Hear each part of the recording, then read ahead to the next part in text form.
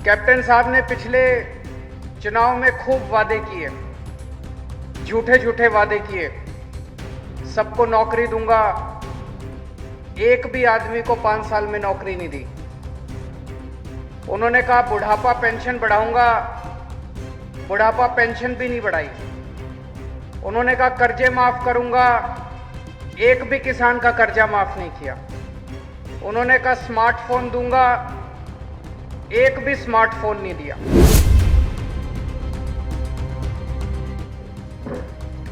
जब कांग्रेस को लगने लगा कि कैप्टन साहब से तो हार जाएंगे, तो अभी 3 महीने पहले उन्होंने चन्नी साहब को मुख्यमंत्री बना दिया। अब चन्नी साहब ने नए नए ऐलान करने चालू किए हैं, रोज नए नए ऐलान करते हैं। लेकिन एक बात जरूर है, इससे बड़ी भारत के इतिहास में नौटंकीबाज और ड्रामेबाज सरकार आज तक हमने नहीं देखी। इंटरव्यू में कहते हैं कि मैं तो 24 घंटे जनता से मिलता रहता हूं, सारा दिन मेरे घर में लोग बैठे रहते हैं, ड्राइंग रूम में जाता हूं, ड्राइंग रूम में लोग बैठे रहते हैं, बरामदे में जाता हूं, बरामदे में बैठे रहते हैं, बाथरूम में जाता हूं, बाथरूम में मेरे साथ लोग आते हैं, वहां भी मिलता रहता हूं। मुझे लगता है दुनिया के इतिहास में पहला सीएम होगा जो बाथरूम में भी लोगों से मिलता रहता है। कल सोशल मीडिया पे चल रहा था कि जो वो मिस यूनिवर्स बनी है हमास संधू, उसने फोन किया चन्नी साहब को कि जी मैं हमास संधू बोल रही हूँ, मिस यूनिवर्स बन गई। कहता ले मैं तो खुद ही मिस यूनिवर्स हूँ। चन्नी साहब एक दिन जेल गए, जेल में कैदियों से मिलने के लिए। एक कैदी मिला, उससे पूछा कि तू जेल क्यों आया? कहता जी मैं जेब काटता था। कहता ले मैं तो खुद जेब काटता हूं। आज कांग्रेस पार्टी एक सर्कस बन गई है। सर्कस गए होगे ना, वैसी सर्कस बन गई है। सिद्धू साहब की चन्नी साहब से नहीं बनती, चन्नी साहब की जाखड़ साहब से नहीं बनती, जाखड़ साहब की प्रताप बाजवा से नहीं बनती, प्रताप बाजवा की फतेहचंद बाजवा से नहीं। सारे लड़ रहे हैं आपस में। कैबिनेट मीटिंग के अंदर इनके गुत्थम गुत्था हो जाते हैं, मुक्के चलते हैं इनकी कैबिनेट मीटिंग के अंदर। ये सारे नेता खूब गालियां दे रहे हैं कि अगर हर औरत के अकाउंट में 1000 रुपए डलवा दिए तो सरकारी खजाना खाली हो जाएगा। अरे सरकारी खजाना तो तुम लोगों ने खाली कर दिया, लूट लिया तुम लोगों ने। आज यहां पे इतनी भारी संख्या में आए हुए सभी भाइयों, बहनों, माताओं, बुजुर्गों, बच्चों, आप सब लोगों को मेरा नमस्कार, सबको सत श्री अकाल। वाहिगुरु जी का खालसा, वाहिगुरु जी की फतेह।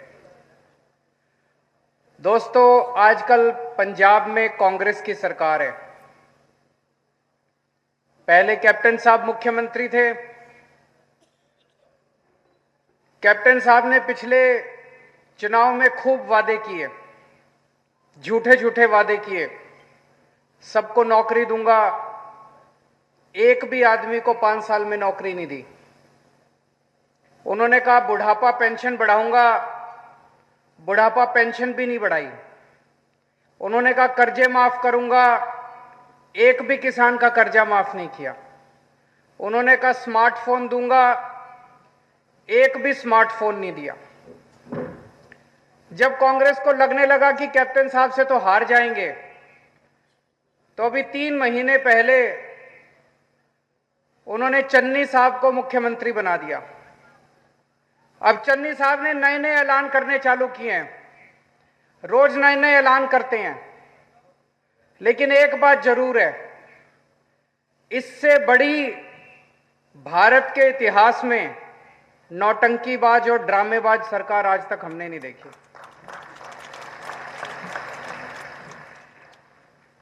अभी थोड़े दिन पहले मैं चन्नी साहब का इंटरव्यू सुन रहा था टीवी में।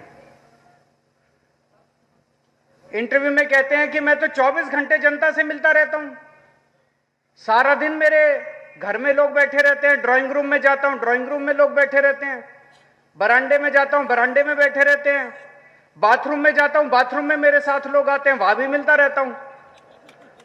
मुझे लगता है दुनिया के इतिहास में पहला सीएम होगा जो बाथरूम में भी लोगों से मिलता रहता है। फिर उसने इंटरव्यू टीवी वाले ने पूछा, आजकल एनआरआई का क्या माहौल है जी? बोले मैं तो खुद ही एनआरआई हूं। बोले आप कैसे एनआरआई हो? कहते मैं पहले पिंड में रहता था, अब मैं शहर में आ गया, तो पिंड वाले मेरे को एनआरआई बोलते हैं। तो लोगों ने मजाक बनाने शुरू कर दिए। कल सोशल मीडिया पे चल रहा था कि जो वो मिस यूनिवर्स बनी है हमास संधू, उसने फोन किया चन्नी साहब को कि जी मैं हमास संधू बोल रही हूं, मिस यूनिवर्स बन गई। कहता ले मैं तो खुद ही मिस यूनिवर्स हूं। चन्नी साहब एक दिन जेल गए, जेल में कैदियों से मिलने के लिए। एक कैदी मिला, उससे पूछा कि तू जेल क्यों आया? कहता जी मैं जेब काटता था। कहता ले मैं तो खुद जेब काटता हूं। मजाक बना दिया इन्होंने सरकार का। ऐसे पंजाब का कैसे भविष्य आगे बढ़ेगा? आजकल चारों तरफ कह रहे हैं असली आम आदमी मैं हूं, असली आम आदमी मैं हूं, केजरीवाल आम आदमी नहीं है। कहते हैं मेरे को गिल्ली डंडा खेलना आता है, केजरीवाल को आता है क्या? मेरे को कंचे खेलने आते हैं, केजरीवाल को आता है क्या? मेरे को टेंट लगाना आता है, केजरीवाल को आता है क्या? मेरे को गाय का दूध निकालना आता है, केजरीवाल को आता है क्या? मैं आपको कहना चाहता हूं, मेरे को गिल्ली डंडा खेलना नहीं आता, मेरे को आपके बच्चों के लिए स्कूल बनवाने आते हैं।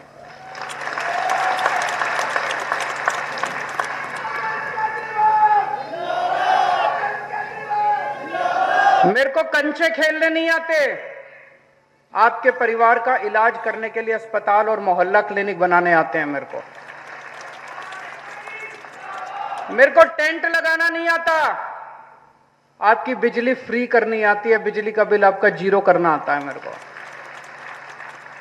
मेरे को गाय का दूध निकालना नहीं आता, लेकिन मेरे को 24 घंटे बिजली देनी आती है आप लोगों को। अब पंजाब को तय करना है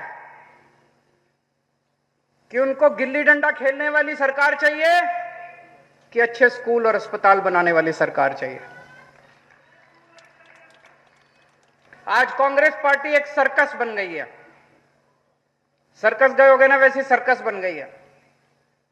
सिद्धू साहब की चन्नी साहब से नहीं बनती, चन्नी साहब की जाखड़ साहब से नहीं बनती, जाखड़ साहब की प्रताप बाजवा से नहीं बनती, प्रताप बाजवा की फतेहचंद बाजवा से नहीं। सारे लड़ रहे हैं आपस में।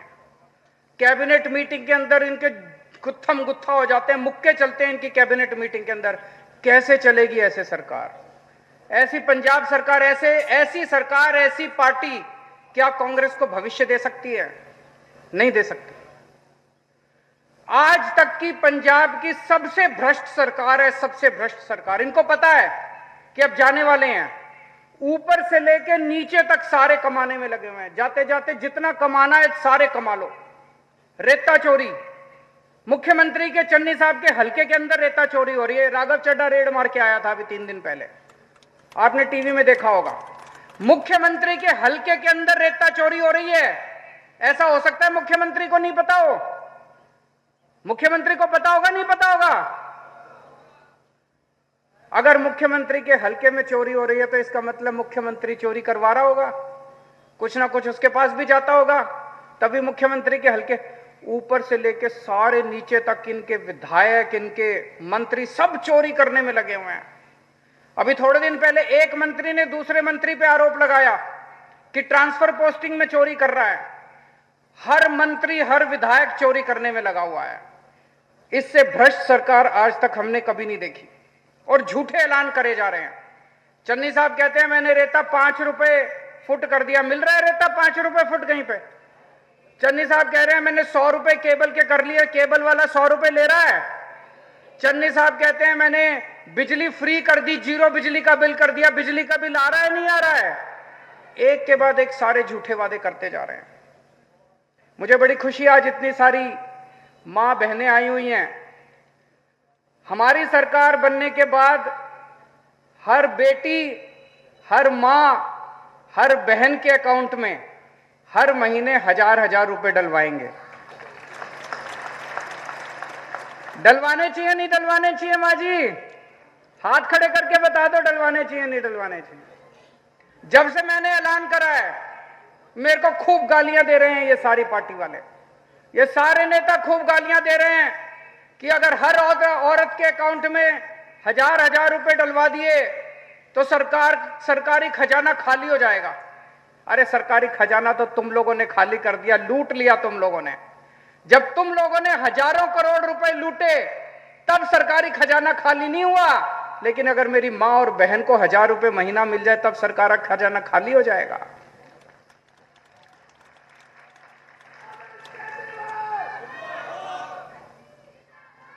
अभी कोई कह रहा था पंजाब के ऊपर 3 लाख करोड़ रुपए का कर्जा है। 3 लाख करोड़ रुपए का कर्जा कैसे चढ़ा? ये दिल्ली के ऊपर कोई कर्जा नहीं है। जब मैं दिल्ली का मुख्यमंत्री बना दिल्ली पे भी बहुत कर्जा था। 5 साल के अंदर सारा कर्जा उतार दिया मैंने। आज दिल्ली सरकार नफे में चल रही है, प्रॉफिट में चल रही है दिल्ली सरकार, घाटे में नहीं चल रही दिल्ली सरकार। पंजाब के ऊपर 3 लाख करोड़ रुपए का कर्जा किसने चढ़ाया? इन पार्टी वालों ने चढ़ाया, इन नेताओं ने चढ़ाया। खा गए ये सारा पैसा। आज मैं पंजाब की जनता से पूछना चाहता हूं, हमारी सरकार बनेगी, इनसे पैसा वापस लेना चाहिए नहीं लेना चाहिए? सारा पैसा वापस लेंगे इन लोगों से, एक एक पैसे का हिसाब लेंगे, सारा पैसा इनसे वापस लेंगे।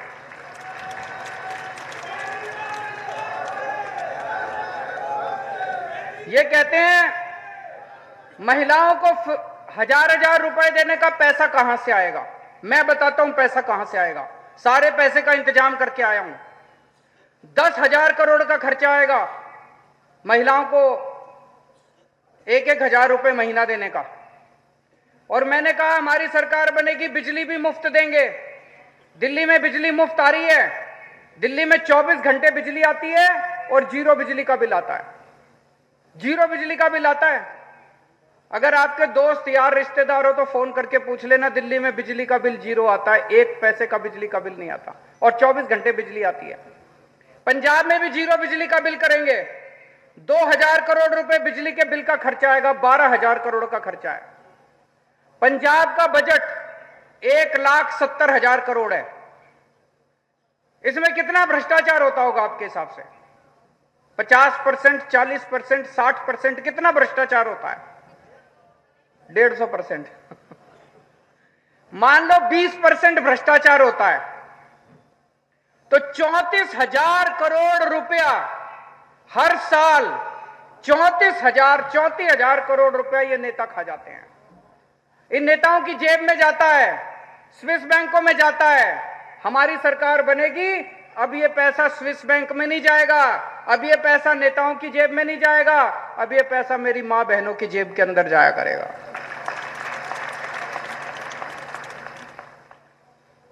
आप में से कितने लोग हैं जिनके रिश्तेदार दिल्ली में रहते हैं?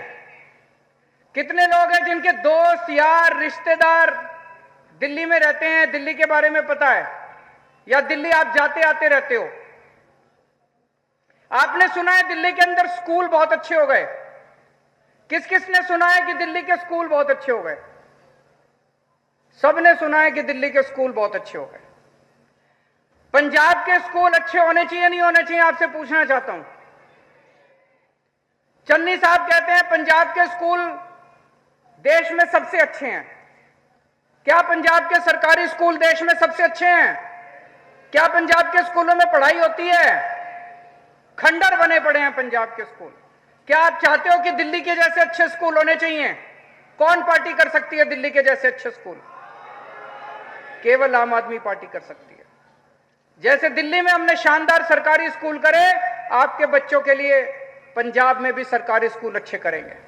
और मुझे बेहद दुख है, आज पूरे पंजाब के अंदर सरकारी स्कूलों के टीचर पढ़ाने की बजाय जगह जगह धरने पे बैठे हैं, धरना प्रदर्शन कर रहे हैं कि कच्चे टीचर को पक्का करना चाहिए।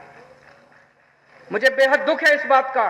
और कल मैंने देखा कि किस तरह से डंडों से पीटा जा रहा था टीचर्स को। टीचर की तो इज्जत की जाती है समाज में। टीचर्स को अगर पीटोगे तो हमारे बच्चों को कौन पढ़ाएगा? दिल्ली के अंदर हमने अस्पताल अच्छे कर दिए। आज अगर दिल्ली में कोई भी बीमार होता है, चाहे कोई भी बीमारी हो, छोटी से बड़ी बीमारी हो, उसका पूरा इलाज फ्री होता है सरकारी अस्पताल के अंदर। एक क्रोसिन से लेके अगर 70-80 लाख रुपए तक का ऑपरेशन भी होगा, बड़ी से बड़ी बीमारी भी होगी, तो वो भी पूरा का पूरा इलाज दिल्ली के अंदर फ्री होता है। पंजाब के अंदर होना चाहिए, नहीं होना चाहिए? आप चाहते हो कि नहीं चाहते पंजाब के अंदर होना चाहिए? ये लोग मेरे को गालियां देते हैं, कहते हैं केजरीवाल पैसे लुटा रहा है। मैं पैसे जनता के ऊपर लुटा रहा हूं। अभी तक नेता लूटते थे सारा पैसा, अब जनता के ऊपर पैसा लुटाएंगे हम लोग।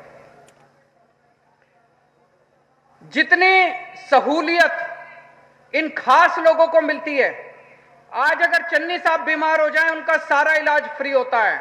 अब पंजाब की जनता अगर बीमार होगी तो उनका भी सारा इलाज फ्री होगा। आज चन्नी साहब की सारी बिजली फ्री है, अब पंजाब की जनता की भी बिजली फ्री होगी। अभी अभी कुड़िया साहब ने बताया कि यहाँ पे जो पानी आता है नहरों से, उसकी बिजली का बड़ा खर्चा आता है, पानी मुफ्त, पानी का बड़ा पैसे देने पड़ते हैं। कुड़िया साहब, हमने दिल्ली के अंदर भी बिजली और पानी मुफ्त किया है और आपका भी बिजली और पानी हम लोग मुफ्त करेंगे।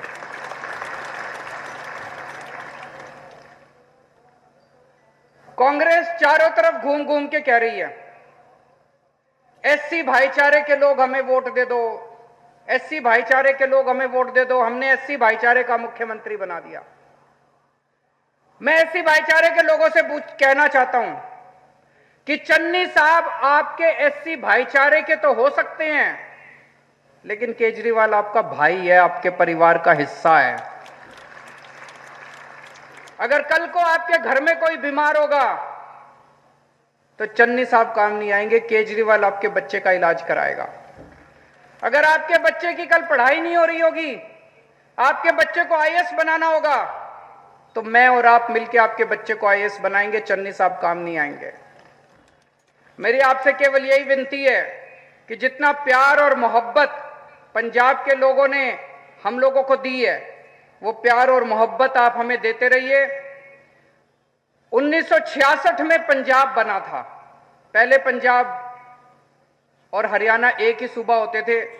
1966 में पंजाब बना था, तब से लेके आज तक 25 साल पंजाब पे कांग्रेस ने राज किया, 19 साल पंजाब पे अकाली दल ने राज किया।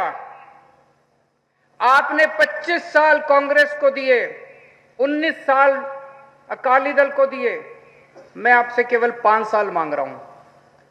आप हमें 5 साल दे दो, अगर पसंद नहीं आए तो अगली बार हटा देना हम लोगों को।